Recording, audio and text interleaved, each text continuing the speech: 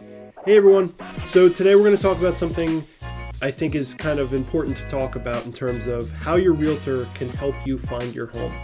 Now every realtor I think handles this a little bit differently. Some are a little more hands-on and some leave it up to the clients. But I think the most important thing here is that we talk about this and what your needs are from me as your realtor in terms of helping you find a home. So let's get started. So the first thing I want to talk about today is what kind of home searcher are you? It's important that when a client comes into a working relationship with me that we have a discussion about your ability as a home searcher. Now what I mean by that is, are you a person that's constantly on Zillow or Trulia or Realtor or any of the major sites that have apps, and are you on there every night seeing every new house that hits the market? Honestly, these days, this is the majority of my clients. They're pretty much doing this on their own. Now, as part of working with me is you are going to get MLS emails from me and my marketing system that I use. And that's going to represent what I like to consider kind of a safety net. Is you can do all your own searching, but you'll get an email every day from me with things that have either just hit the market or have had changes. That change is generally a price drop. You can get this as a safety net so you don't miss anything, but if you're also actively searching, there's a very good chance you've already seen them. We are all looking at the same homes.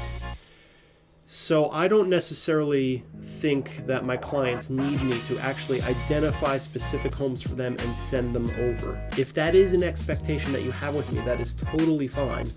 I just need to know. I think the biggest misconception out there is that those safety net emails that I'm sending, obviously we have to put in certain search parameters here.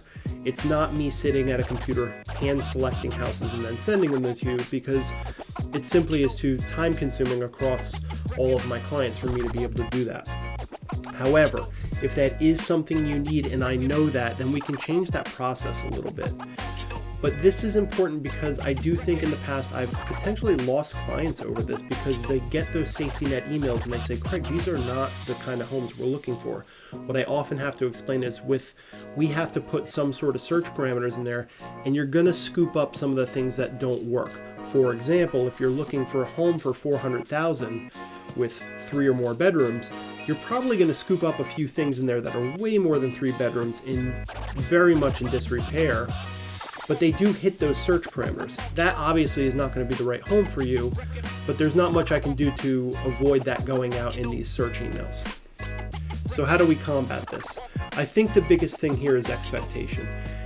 I like to let my clients know that, look, you're going to see some extra houses in there, and that's not to say that I think those houses are right for you.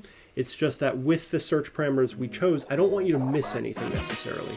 So the expectation is there should be some extra homes in there that probably are going to be a hard pass for you, and that's okay.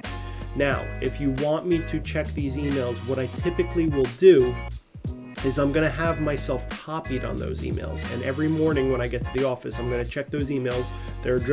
I'm copied on them, so they're labeled to you. I look in there and I say, okay, I know John is looking for X. Let me check the email. And then I'll write back to the email and say, hey, John, did you see 18 Fairview? I think that might be a great home for you. It's a little more of a hands-on approach. It makes sure that we don't miss anything, but it also is an assistance to you in searching. Now, if you're one of those super users who has an app that they're comfortable with, let's say Zillow, for example, and a lot of realtors will say they don't really like their clients using the Zillow app. I am in a different school here. That's totally fine. What typically happens in those clients, and I will say this is the majority of my clients, is they're going to search on their own and they're going to just text me or share that Zillow link with me and say, hey, Craig, let's go take a look at this one. That typically is how it works nowadays. If that's not you, again, totally fine. Just let me know ahead of time so that I know I need to put a little more attention on your particular search. So the next question naturally is, well, Craig, if you're not going to help me find a home, what is the point of using you as a realtor? It's a good question. It's a fair question. The value with me as a realtor is not necessarily on that home search. Now, a couple caveats here. I said not necessarily, because I obviously can help with that stage of your search. And the value of your realtor is getting that offer in, getting it accepted, and then taking it from there. Think of this as a 60-day project. 60 days is a pretty standard closing schedule. Obviously, that can vary to be 30 or 45 days. or more or less depending on the situation. But that is really where the value of the realtor comes in, and guiding you through that process. Again, this is my opinion, but there's a lot of negotiation, there's a lot of expectation setting, there's a lot of talking about industry standards, and all of the considerations that go into that transaction. That is really where, in my opinion, as a hands-on realtor, I do all my heavy lifting. Okay, so a couple times in this video I've mentioned something, and that is there's a caveat here. So one of the things that is available to you as a buyer when you're working with an agent, and I work in Keller Williams here in Clinton, New Jersey, and we have roughly 160 agents here. Now we have what's called office exclusives. Office exclusives, to give you, there's a variety of reasons that we might have an office exclusive, but namely, an office exclusive is a listing that has been procured by one of our other agents amongst the 160 that we have here in the office.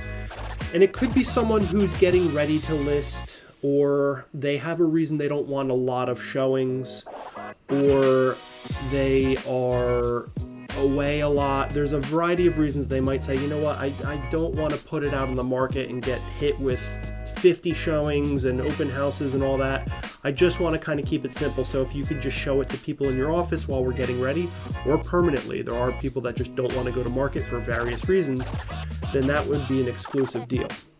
Now, when you work with me, and we are one of the larger brokerages in Hunterdon County, you have potential access to a bigger group of exclusive deals, because obviously we have more agents.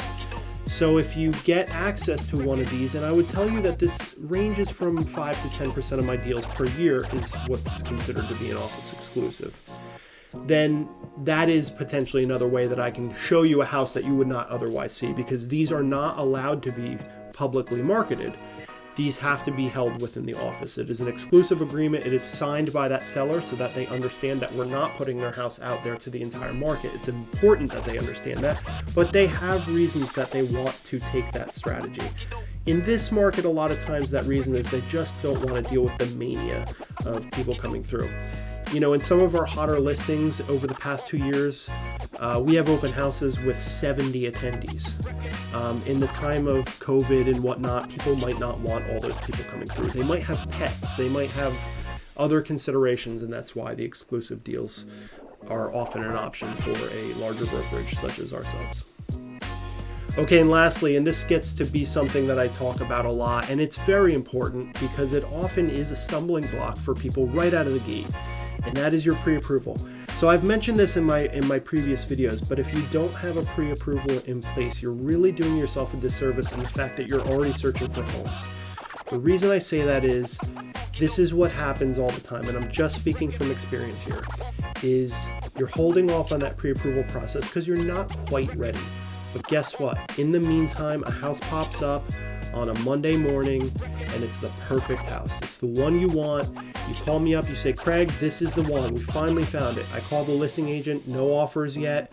Let's spring into action. Let's go be first to the table and get an offer in. Guess what? We can't, because you don't have that pre-approval. Guys, I can't stress this enough. This happens all the time. It doesn't matter if I tell people that this is potentially going to happen. It happens all the time. It's going to take you probably a few days to get that pre-approval done. That few days is typically not a delay that's initiated by the lender that you're using, because they can actually turn them around pretty fast.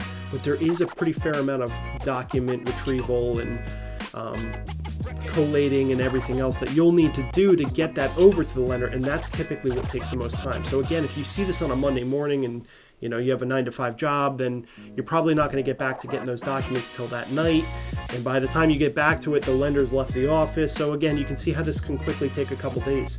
In this market, that might be too much time. So it's important to get that pre-approval done right away. There's very little risk here. There's typically no price involved in getting a pre-approval, and the credit hit is pretty minimal. Don't quote me on that. I'm not a lender, but if you ask any lender, they can give you some idea on what that credit hit will be. The other important thing to note, and I think this is pretty common knowledge at this point, is that credit hit that you're going to take from getting your pre-approval is very minimal and will go away pretty quickly. So I think what I've generally been told, again, I'm not a lender, but general terms is that you're looking at 3 to 6 points off of your credit score, and it's going to last for 3 to 6 months. Also, within 30 days of getting the inquiry to get your pre-approval, you are welcome to shop around and get other pre-approvals from other lenders, and it all gets grouped into one. This is actually very similar to how auto loans are done.